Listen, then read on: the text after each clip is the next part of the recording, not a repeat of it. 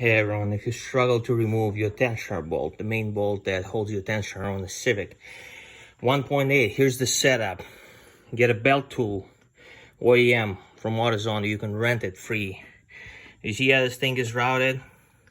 And then at the end, there's like an extension, very small extension, or an adapter from 1/2 inch to 3/4, and then the Allen socket. Right at the very end. Let me show you from the other side.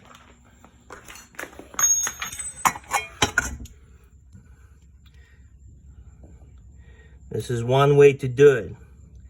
So you basically hold from the underneath.